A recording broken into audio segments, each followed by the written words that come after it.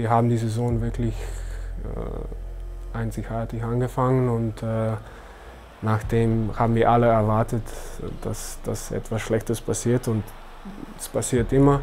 Klar, irgendwann haben wir gesagt, irgendwann müssen wir mal verlieren, das wird sehr unheimlich. Ne? So zack, jetzt ist quasi die Realität in der BBL eingetreten. Yeah, the feeling of sitting out and watching the guys struggle a little bit during my injuries, it was just tough.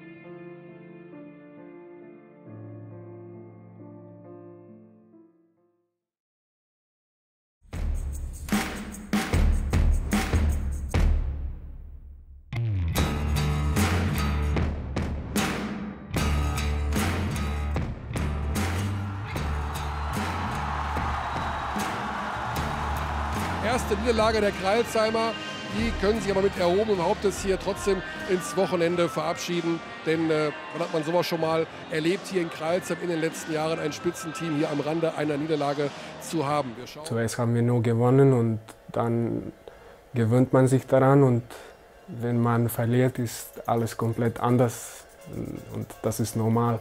Wir haben dann auch viele wirklich starke Mannschaften gespielt zu dem Zeitpunkt, haben eigentlich häufig gut mitgespielt, aber wir haben halt den Kürzeren gezogen. So after the first 5 games, we had some extremely good opponents. We played Oldenburg.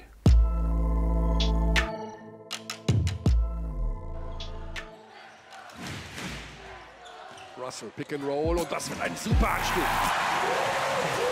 Ball gegen Tada. Und dann fliegt er ein.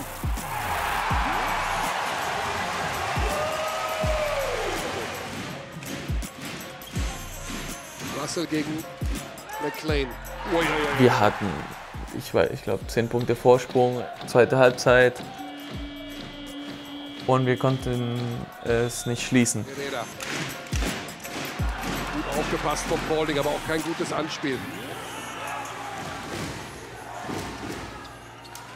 Da kommt die Hilfe, dann wird aber eigentlich gut verteidigt. Wir sind am Ende zurückgekommen und wir sind in die Overtime gegangen und wir haben das Spiel sozusagen dumm verloren.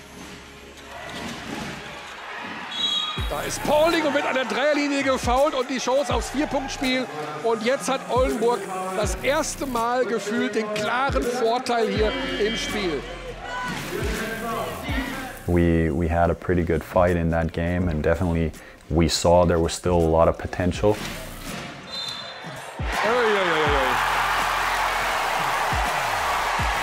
Und wenn du glaubst, es geht nicht mehr, kommt von irgendwo ein 4-Punkt-Spiel her. Hawkins jetzt einfach abschließen, draufwerfen, nix. Und das war's. Der Spitzenreiter ist geschlagen. Die erste die erste Niederlage überhaupt für die Hakro Crailsheim Wörlitz. That's a good team we just faced. So, they got a lot of good players and well coached. So, it just was a tough game for us. We just got to go back to the drawing board and get better. Das hat uns ein bisschen so einen Schocker gegeben. Dann würde ich sagen, Ludwigsburg hat uns dominiert.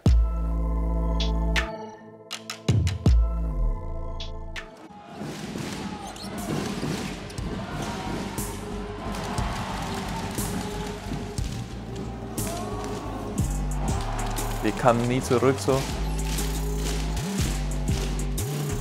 Wir hatten einen Run im viertes Viertel, aber die haben uns tatsächlich dominiert, zum ersten Mal in der Saison. Ludwigsburg gewinnt am Ende 92:83 mit +9. Also wir haben schon größere Niederlagenserien gehabt. Also das ist jetzt nichts Besonderes. Und als kleiner Standort muss man ja auch mit Niederlagen lernen, umzugehen. Also ich glaube, das ist unsere größte Stärke, dass wir das können.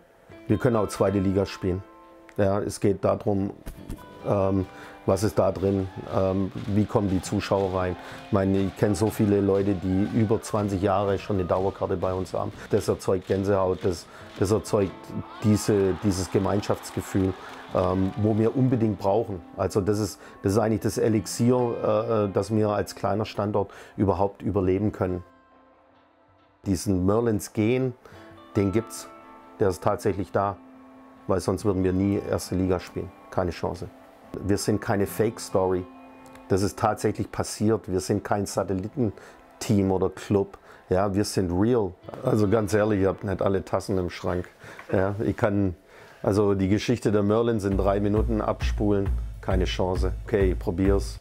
Schnelldurchlauf, ersten 8 Jahre, absoluter Partyverein. Wir waren die Jungs, die praktisch freiwillig Bier zahlt haben an die Zuschauer, damit die alle kommen und so.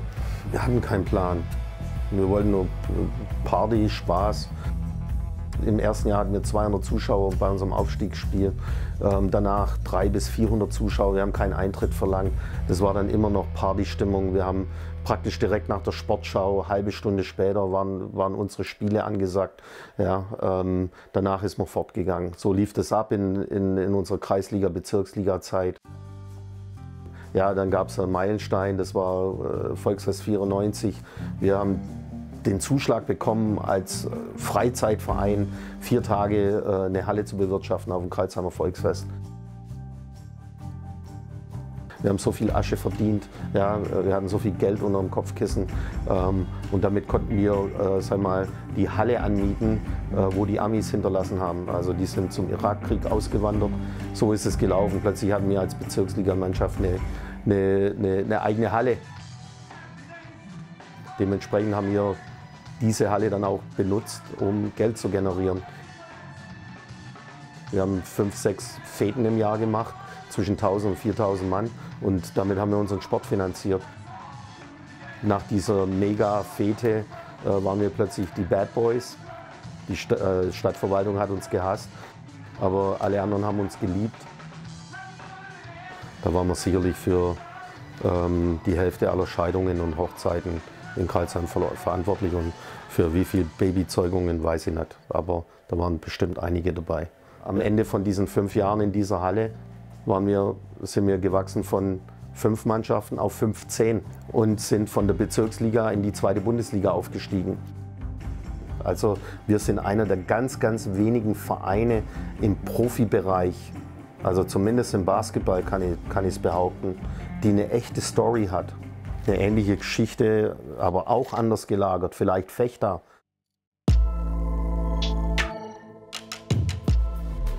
Es ist das große Cinderella-Treffen in Crailsheim. Wenn Sie sich jetzt wundern, warum wir mehrere Cinderellas haben. Cinderella aus dem letzten Jahr, Rasta Fechter, als Aufsteiger auf Platz 4 vorhaben und so viel Freude bereitet, die Jungs aus Fechter. Cinderella in diesem Jahr, die Mannschaft von Thomas Isalo, Crailsheim Merlins. Die ersten 5 Spiele gewonnen, sogar mal Tabellenführer gewesen. Damit herzlich willkommen zu diesem Spiel hier in Crailsheim in der Arena Hohenlohe. Then I think we beat Fechter. Und dann haben wir mit Charakter gegen Fechter gewonnen.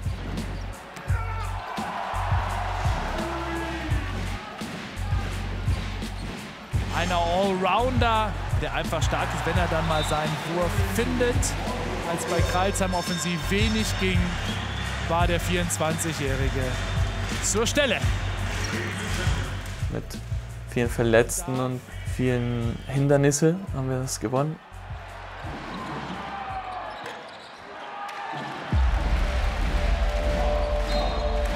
Dann ausgerechnet er, der Mann, der 15 Punkte erzielt hat, rechter Fuß, umgeknickt. Diese typische Basketballverletzung. My first professional season when I was down in Memphis, I did the same thing where I rolled one of my ankles, and I was out for a couple months. So yeah, I've had to do it before, but it's not any fun. Jeremy, who was, I think, flying a little bit under the radar. We definitely knew his worth. and how important his role was within the team. Dann kommt diese Verletzung. Er fällt eine ganze Weile aus und du merkst plötzlich, dass ein Jeremy viel mehr ist als seine reinen Statistiken. Dass es da eben nicht nur um 10 Punkte irgendwie geht, sondern dass es darum geht, wie er Teil des Spiels ist. Well, my ultimate goal is to win the game, so it doesn't really matter to me how many points I score or how many rebounds I grab. My name is Jeremy Morgan. I'm shooting guard. My number is 20.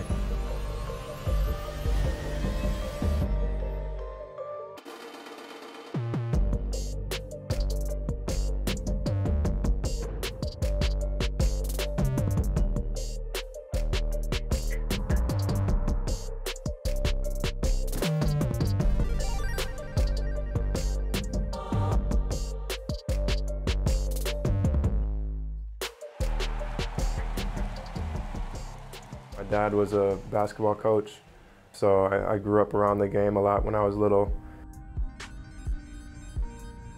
He played basketball in college. My mom played basketball in college, so I've just kind of grown up around it ever since I was little. Morgan, behind the back, scoop shot it in by Jeremy Morgan. My professional career started in Memphis. I went to training camp with the Memphis Grizzlies. And then I played for their G League team, the Memphis Hustle. Good recovery by Jeremy Morgan. Pure shot. Morgan passes on a shot. Found Shaq Thomas running the baseline, went right by Philippe. Sitting directly across from us too. The next year I decided to go play overseas. I was in Finland. I played for Kovo. You know, we had a up and down season, but we made a really good push in the playoffs and ended up in the finals. And then after that season, ended up here, you know, coming here, playing this season. And so, yeah, that's kind of how my story's gone so far. When I'm out there, I'm thinking, what can I do right now to help us get the win at the end of the game? Every little, you know, box out challenge you can win, and grabbing any rebound, or, you know, getting a turnover or a steal or a deflection, or, you know, going and getting an offensive rebound so your team has one more possession. Wie er seine Mitspieler einsetzt, wie er redet mit den Leuten, wie er in der Verteidigung aushilft, Situationen rausnimmt, wie er seinen Gegner mal 1 gegen 1 stoppt, wie er auch beim Rebound unterstützt. You know, it's kind of all the little things. Just that's how I've grown up playing basketball ever since I was little. It's more fun to win than to score 20 points for me. So. And we really missed his energy also in the practices. Then when you combine that with the facts that we are starting to play against really good teams, we had Munich, Frankfurt game, which was obviously very disappointing for us. Aber du siehst auch manchmal, wie sich innerhalb der Saison so ein bisschen die Perspektiven verändern. Was meine ich damit? Wenn wir jetzt einfach zurückgucken auf das Spiel gegen Frankfurt, wo zu dem Zeitpunkt eigentlich alle gesagt haben, boah, wir müssen aber Frankfurt schlagen. Aber wir haben es verloren, vor heimischem Publikum auch noch. Der schafft sich Platz und dann das Anspiel auf Leon Kratzer. Natürlich Frankfurt überragend gespielt. Ein 9:0 Lauf der Skyliners. Wir waren sehr, sehr müde auf dem Feld. Das haben wir gemerkt. Auch eine Mannschaft wie Frankfurt ist ja eine gute Mannschaft. Und wir haben an dem Tag aber nicht gut gespielt. Crailsheim sucht im Augenblick noch die höheren Gänge, die Gänge 5, 6, 7. Das Tempo ist noch nicht auf dem Crailsheimer Niveau, wo es sein soll. Wir sind nicht mehr richtig gelaufen wie früher. Wir haben unsere Würfe nicht getroffen und wir kamen nicht im Rhythmus. Shit. When we stay locked in, they have no chance. They have no chance. But we need 20 minutes of fucking focus right here. Come on now. Let's go. Lock in. Let's go. Family on 3, 1, 2, 3. Family. 1 minute. Auch wenn wir eine tolle Saison spielen, wenn wir an einem Tag nicht unsere Leistung abrufen, dann können wir genauso gut wie wir jeden schlagen können, können wir aber auch gegen jeden verlieren.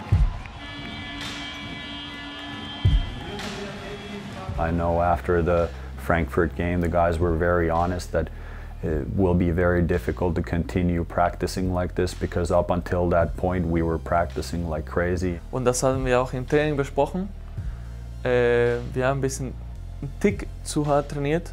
And the players finally came to us and told like, hey guys, we are doing everything you want, and we said, good. We've been waiting for this. We need to have this back and forth also from you. And once we then slowed it down a little bit or took out some volume, then we found that we had another gear that we could step into because of that incredible base we had built. Im Training, du kommst am Anfang erstmal nicht so wirklich zurecht. Das ist überall Hände, Aggressivität. Also die Jungs haben gesehen, wie ich gelitten habe am Anfang, als ich hergekommen bin. Die haben mir erzählt, dass es ihnen in der Saisonvorbereitung genauso ging. When Mo joined our team, we didn't know how the other guys are going to respond because one of our strengths had been that the roles were very clear. At that time, Jeremy was injured, so we definitely had a need for another rotation player, but somebody who could help us with Jeremy or without Jeremy. Ja, ich wollte einfach eine Veränderung. Ich wollte einfach wieder Basketball spielen, einfach wieder Freude dran haben, Basketball zu spielen, und habe dann natürlich zu meinem Agenten Kontakt gesucht, der dann sich umgehört hat, und somit sind wir auf Crailsheim gekommen, habe dann mit Thomas geredet und mit Ingo, und das waren sehr gute Gespräche, und ich glaube, es war auch ein sehr guter Fit für beide Seiten. Wir hatten ja nun einiges an längerfristigen Verletzungen auch zu kompensieren. Wie kannst du das ausgleichen? Wir würden es gerne mit einem deutschen Spieler machen, denn wenn ich einen Amerikaner oder einen ausländischen Spieler besser gesagt dann hole, dann habe ich natürlich in dem Moment, wenn tatsächlich wieder alle fit sind, habe ich 7 Ausländer. Einer muss aussetzen. Es verschiebt sich innerhalb der Mannschaft also sehr viel. Da ist also ein Risiko mit verbunden. We were really lucky we found Mo, and I had heard good things about him as a person and as a player. Mo ist so, für mich zumindest, immer noch so ein junger Typ. Und er ist jetzt dieses Jahr bei uns, ist Mo tatsächlich der älteste Spieler in der Mannschaft. Als ich ihm das dann sagte am Telefon, als wir miteinander gesprochen haben, mussten wir beide erstmal grinsen, weil er gefühlt immer noch so der Jüngere ist, und dann plötzlich bist du der Mannschaft Senior. Aber er ist ja als Typ auch jung geblieben, und deswegen passt er auch so gut rein bei uns. Es ist schwierig, während der Saison zu wechseln. Die Jungs kennen sich schon seit längerem, seit der Saisonvorbereitung, da wächst du richtig zusammen. Und dann die ganzen Laufwege, Spielsysteme, und es ist einfach nur diese Chemie aufzubauen. Die Jungs haben es mir definitiv leichter gemacht. Sehr, sehr offene Jungs, wirklich sehr herzlich. I don't know how the situation was with Bamberg, but with him coming here, we just had open arms and just welcomed in as a brother, and on and off the court, he's just a great guy.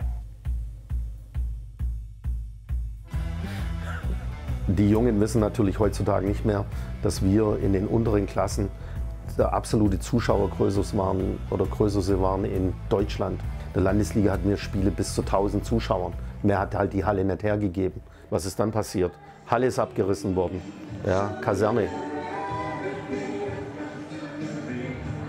Basketballerfeste, unendliche Erinnerungen. Vor 10 Jahren traf ich für meine Frau. Ich muss weinen. Ja, ein Stück Crailsheim geht verloren. Volksfest, unsere Fäden, alles. Was nun?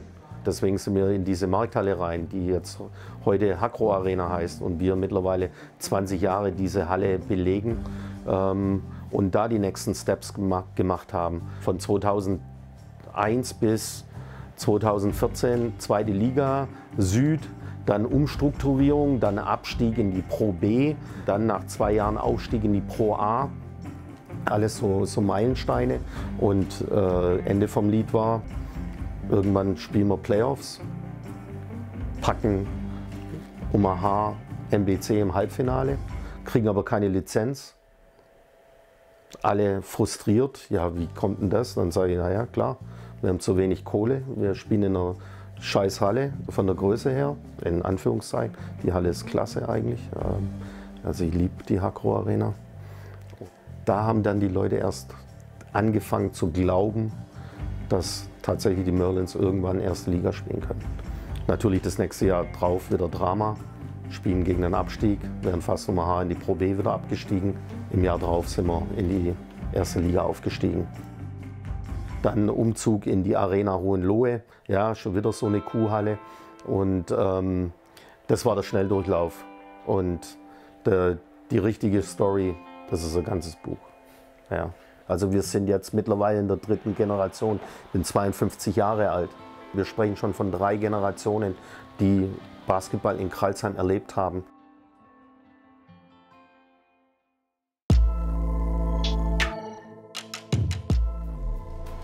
Rechts zu sehen Maurice Stuckey mit seinem neuen Team, den Crailsheim Merlins, zu Gast bei den S. Oliver Würzburg. Und für Würzburg hat Mo Stuckey insgesamt 5 Saisons gespielt, seinen besten Basketball auch unter Dirk Bauermann hier verbracht. Und wir sind gespannt auf dieses ganz wichtige Duell im Kampf um die Playoff-Plätze und begrüßen Sie ganz herzlich hier aus der S. Oliver Arena zu Würzburg. Würzburg, ganz schwieriges Spiel mit Ausfall von Jeremy.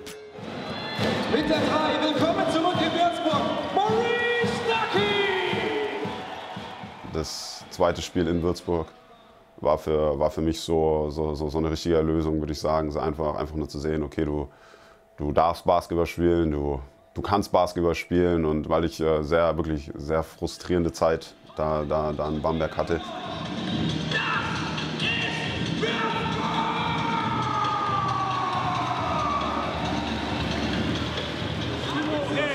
Right away. Hey, tempo, change of pace. They are bigger, slower than we are, okay?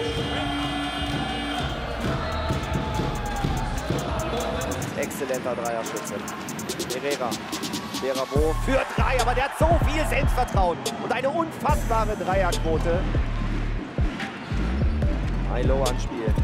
Gute Ballbewegung, exzellent herausgespielt und Herrera hat eben den Touch. Und jetzt muss Bucherer reagieren, nimmt sofort die Auszeit, 10:0 Run. Everything went perfect in the first half.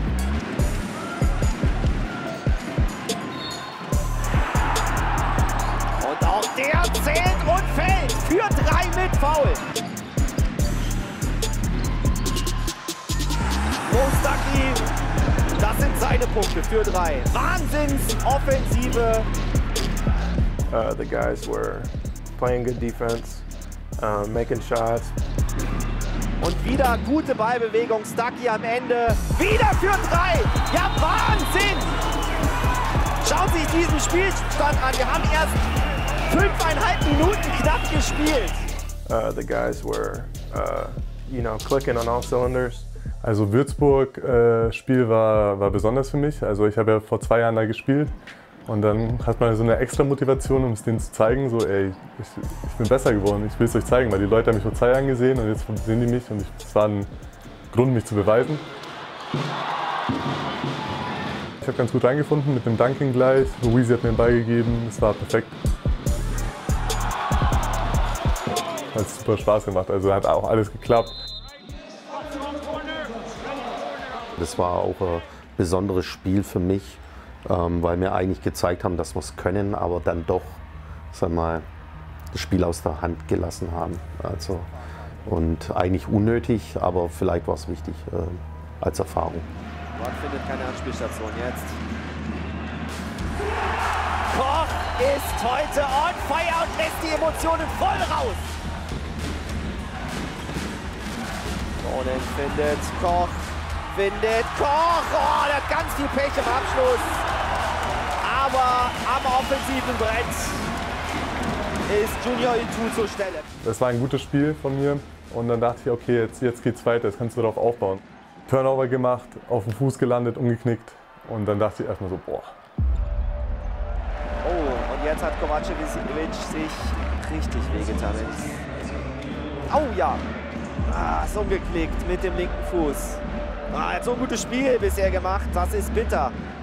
Ich dachte so, ey, ich habe so gut gespielt, so, ich will das Spiel zu Ende bringen, weil meine Mannschaft braucht meine Energie und ich kann das jetzt noch mit der Mannschaft gewinnen. Aber es ist halt schwer, also wenn der Körper halt Nein sagt, kann man halt nicht spielen.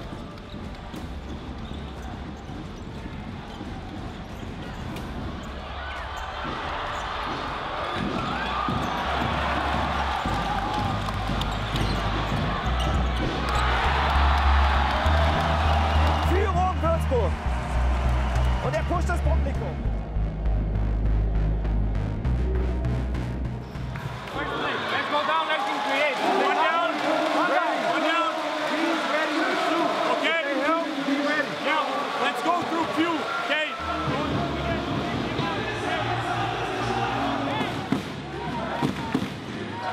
macht. Wells wird wieder gesucht. Wird er jetzt doch noch zum Held? Wells macht ihn! Oh, hoch übers Brett! Hawkins soll auf jeden Fall Anspielstation Nummer 1 sein. Er steht auch schon da gegen Wells bereit. So, jetzt wird dann der Block kommen. Ball geht nirgendwo rein. Ball geht Richtung Korb. Ball geht aus der eigenen Hälfte. Nichts mehr. Es geht in die Verlängerung. 84 beide. Genauso wie gegen Oldenburg. Also eigenen Händen komplett dominiert und dann wieder hat uns die klitzekleine Fokus gefehlt auf jeden Fall und vielleicht Reife. Rad hat das gute Auge für Wells, zu kurz. Aber wieder diese Offensive über uns, die killen Crailsheim heute in diesem Spiel, wenn das so weitergeht. I can look at it for myself that I didn't make the right reads going down the stretch, and it really like kind of affected me for a little bit. 12 Punkte, 10 Rebounds, Double-Double für Fischer. Schrittfehler Russell. Die Momentumbilder im Moment für Würzburg. Hustle-Play am offensiven Brett, Turnover. Zu wenig Bewegung abseits des Balls. Das ist sehr statisch im Moment in der Crailsheimer Offensive. Das ist ein Notwurf. Da klappt gar nichts mehr aus dem Spiel heraus im Moment bei den Merlins. That was definitely a tough loss for us. Wer kriegt den Ball denn überhaupt? Das ist Hawkins, der ist ganz schwer, der Wurf.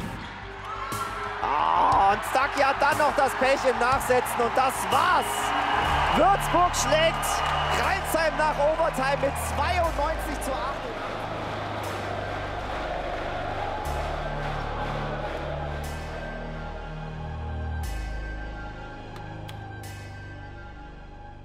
It was definitely a tough loss, but like I said, we learned from it. It was nothing negative around that time. It was all positive and trying to fix the problem. So after this difficult stretch we had with a few losses, I felt like we were still moving in the right direction. And I actually told the guys in the locker room after the Würzburg game that I really thought we took a huge step forward. When times get tough, you know, my parents used to tell me just trust what works, trust the work you put in. Dann haben wir uns mit dem Trainer zusammengesetzt und haben gesagt, wir müssen uns wieder auf unsere Stärken berufen. Und das haben wir dann in den darauffolgenden Spielen wieder getan. Das, was jetzt passiert ist, das ist unfassbar. Ich glaube, mit dem hat niemand in ganz Basketball Deutschland gerechnet. Ich bin sehr stolz auf alle in dem Team, dass wir so auf das reagiert haben, wie wir reagiert haben. We got to see people's true character, you know what I mean? We got to see who we really were. We were destined to be one of the best teams in the BBL from the start. Und wenn wir sagen, wir können jeden schlagen, dann meinen wir das auch so und so gehen wir auch aufs Spielfeld.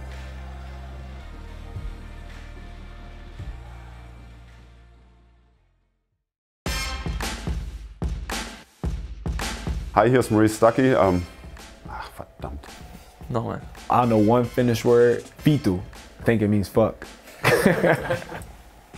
Das ist voll sympathisch, wenn du auf Deutsch machst. Aber das ist extra.